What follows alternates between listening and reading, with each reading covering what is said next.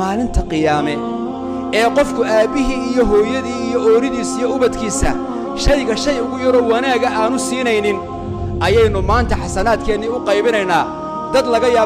yaabo qofku inaanu jeclayn ayuu xasanaadkiisii siinaya war adigu salaada qaado adiguna soomka qaado adiguna intaa qaado